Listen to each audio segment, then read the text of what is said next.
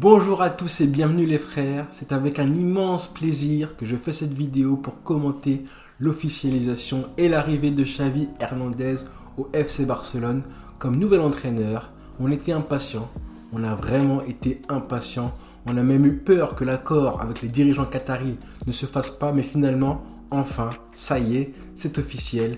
La plaisanterie est terminée, Xavi Hernandez est le nouvel entraîneur du FC Barcelone. Je ne sais pas si vous vous rendez compte de la dimension et de la portée historique de l'arrivée de Xavi. On parle quand même du meilleur milieu de terrain de l'histoire du football, les amis. Il y a un adage qui dit que les meilleurs entraîneurs, les meilleurs coachs ont été milieu de terrain quand ils étaient joueurs. Guardiola, Zidane, Ancelotti et j'en passe. Et même Didier Deschamps si vous voulez. Et là on parle évidemment de l'héritier de Pep Guardiola, du joueur qui était le cerveau de la meilleure équipe de football de tous les temps. Là on parle d'une des deux personnes vivantes qui incarnent le plus l'ADN du FC Barcelone. On savait tous que ce jour allait arriver. On espérait évidemment que ce soit dans les meilleures conditions possibles.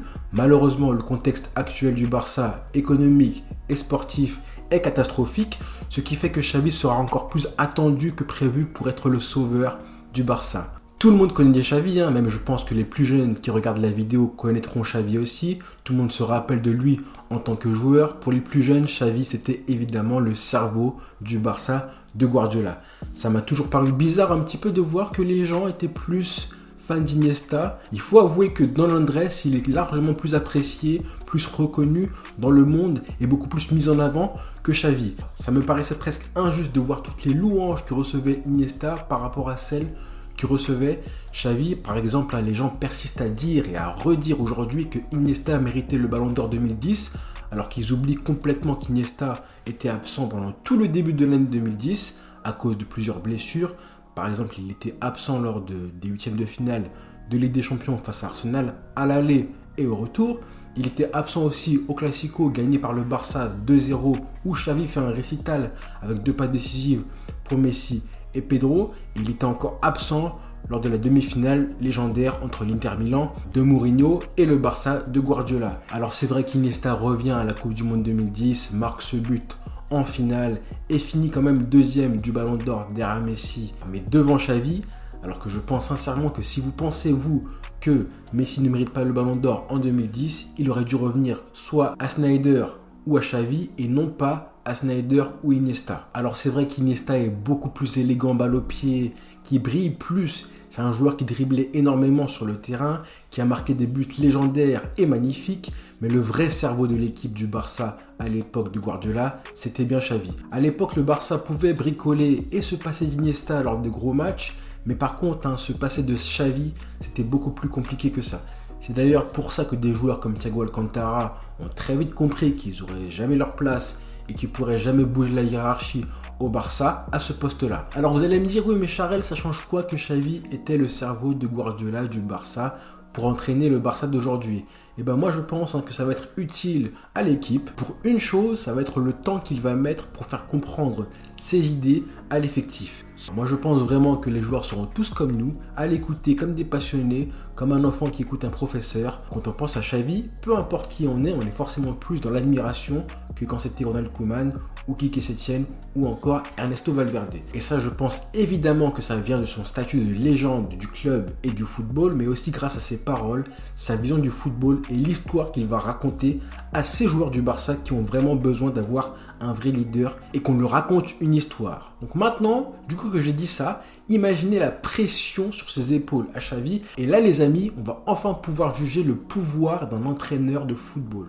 On a tellement entendu des gens dire que changer d'entraîneur n'était pas la solution. Et bien là, c'est l'heure de montrer à quel point un entraîneur a le pouvoir et peut faire la différence avec exactement le même effectif que Koeman avait au début de saison. C'est l'heure de montrer et d'évaluer les différences du jeu d'un coach à un autre. Et le tout dans la même saison, dans un club aussi compliqué que le Barça. Honnêtement les frères, ça va être incroyable. On va se régaler pour comparer tactiquement tout ce qui va se passer entre avant et après l'arrivée de Xavi.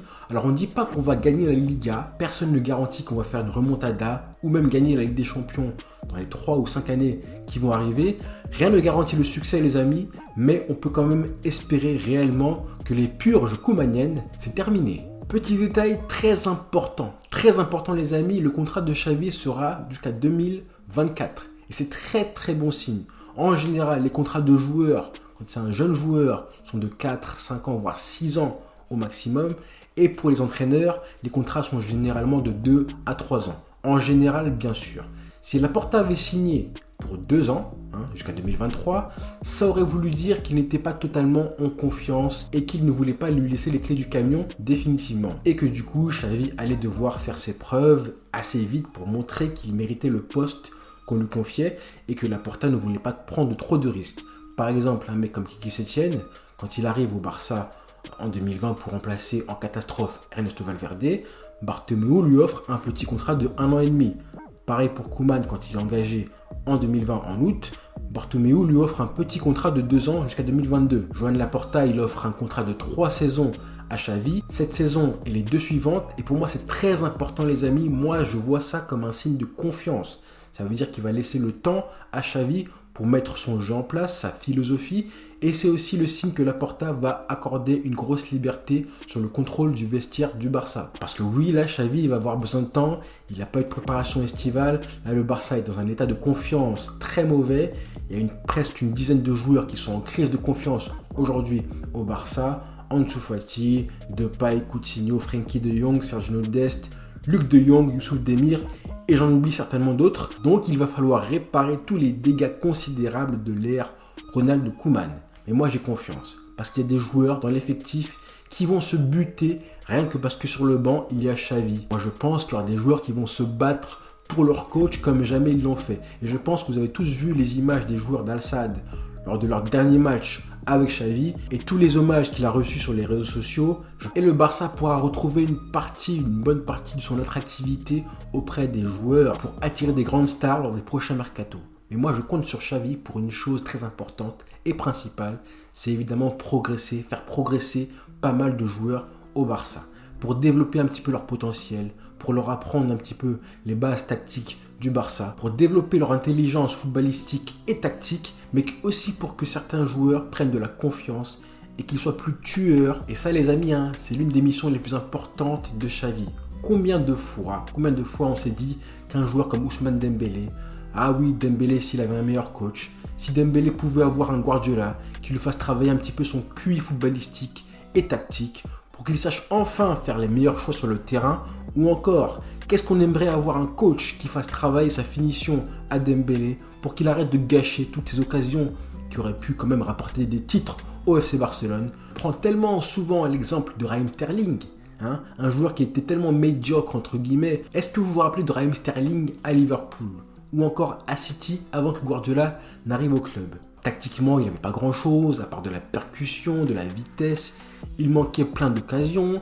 Il avait des gros problèmes de finition énormes, clairement. Et Pep Guardiola a réussi à en faire un très bon joueur qui marquait énormément. Je suis parti un petit peu chercher les statistiques des meilleures années de Sterling à City. Par exemple, rien qu'en 2017-2018, en Première Ligue, il a marqué 18 buts en 33 matchs.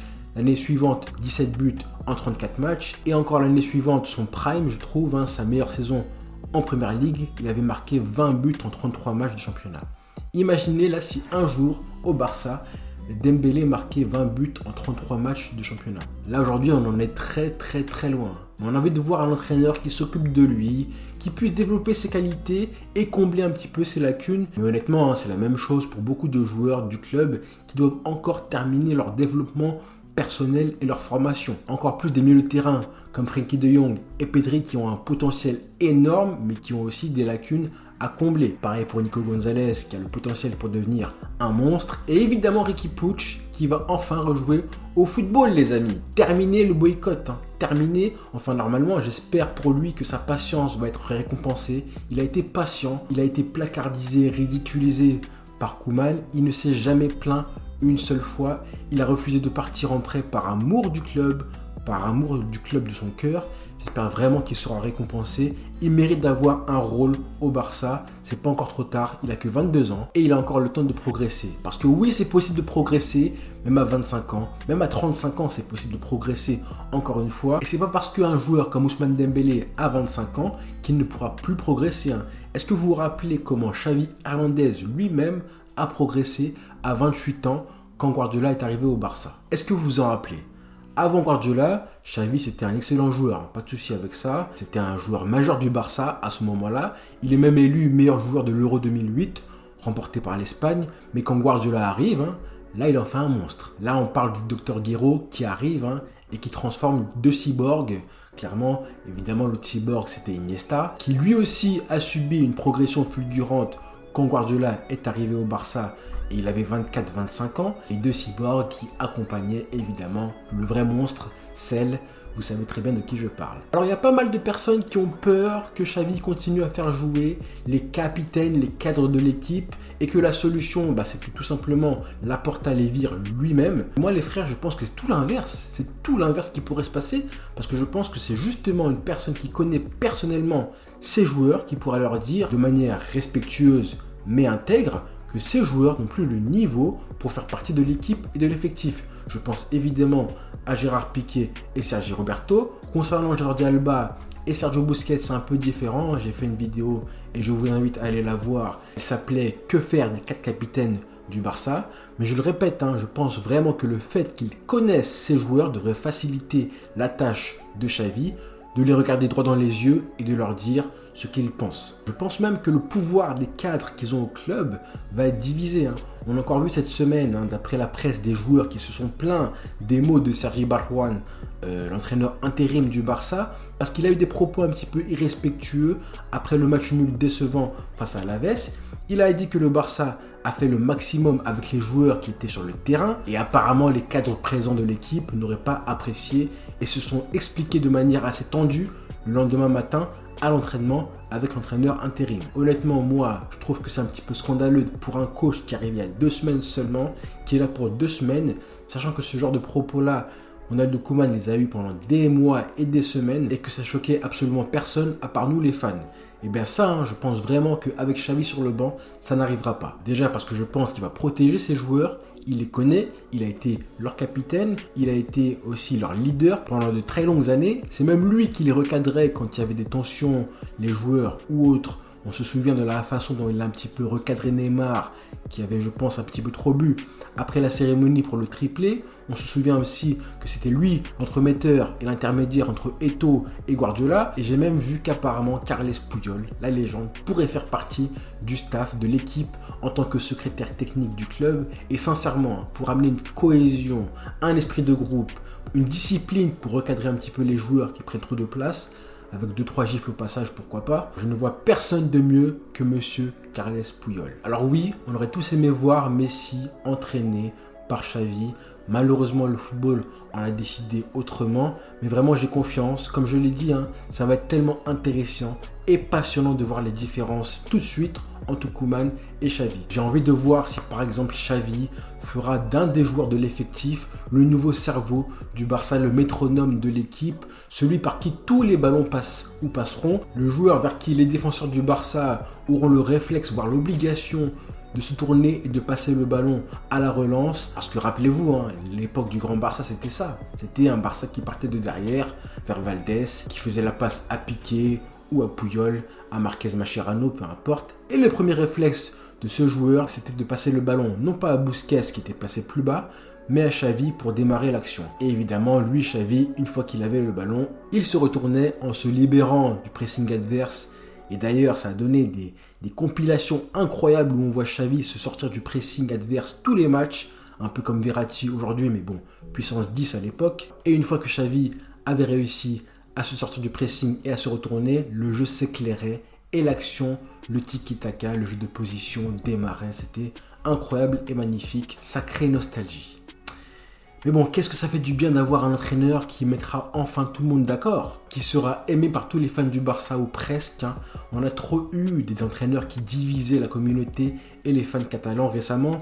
Ernesto Valverde qui vraiment a mis une vraie scission, Quique Setién et pour finir Ronald Koeman qui a vraiment divisé la communauté et les fans du Barça. Là j'espère qu'avec Xavi, on marchera tous dans la même direction les frères. Donc voilà les amis, longue vidéo mais beaucoup d'émotions parce que j'ai vraiment pris du plaisir à parler de Xavi. J'insiste sur le mot historique parce que c'est vraiment quelque chose qui devait arriver et qui se passe aujourd'hui sous nos yeux. Là je pense qu'on va se régaler les amis. Je suis très pressé de voir à quoi le Barça ressemblera dans quelques mois, dans quelques semaines. Mais ça risque d'être historique. Donc voilà les frères, gardez en tête que rien ne garantit le succès, mais au moins on sait qu'on va prendre du plaisir et retrouver le vrai Barça. Passez tous une bonne journée, abonnez-vous, ciao.